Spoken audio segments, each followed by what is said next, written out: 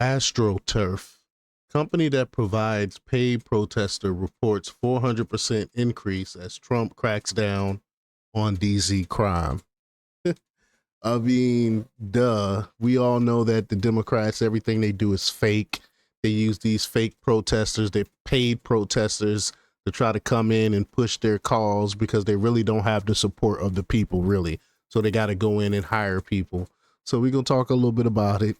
But before we get started, go ahead and hit that like button, share this out so we can get this information out there. Subscribe if you're not already a subscriber, and hit that alarm bell so you know when I'm putting out new stuff.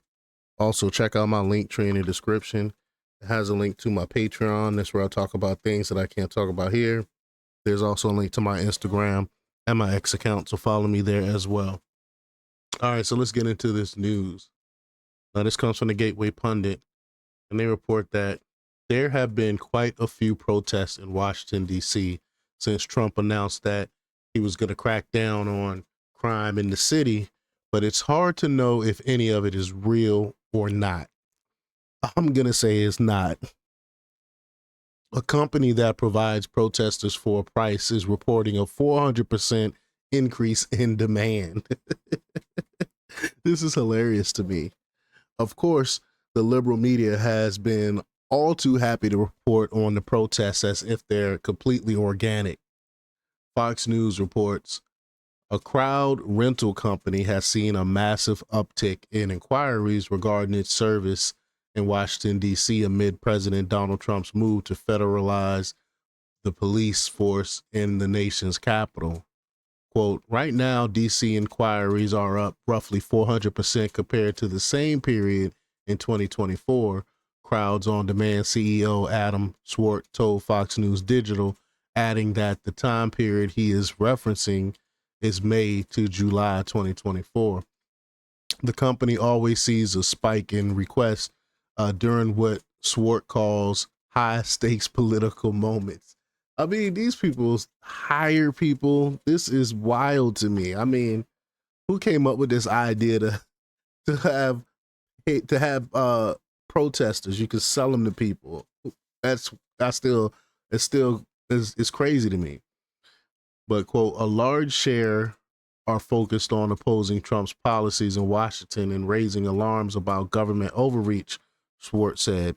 We're weighing those offers carefully because while there's truth in saying DC's local government has been an abject failure in keeping citizens safe, there's also a real danger in putting too much power in federal hands.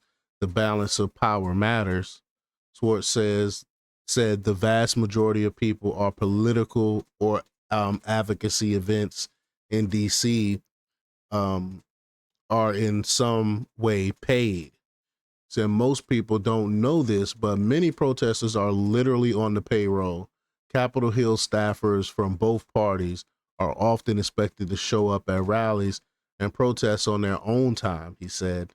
So yes, most attendees are being paid or are there because it's part of their job. That doesn't mean they don't support the cause, but it does mean these crowds aren't as organic as they appear on TV. Is anyone surprised by this? That's why I was laughing because no, we're really not surprised by any of this. Kyle Lamb said everything they do is inauthentic and insincere, and it comes off as that.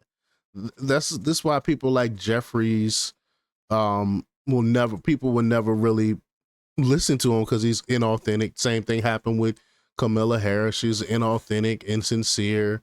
So it's people can pick up on that. People can read that inauthenticity.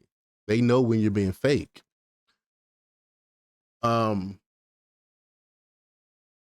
We got Bunchy. He said, and these mainstream and the mainstream press still cover the protests like they're real. Facts. Is this why left-wing protesters always seem to have the same professionally made signs? Absolutely.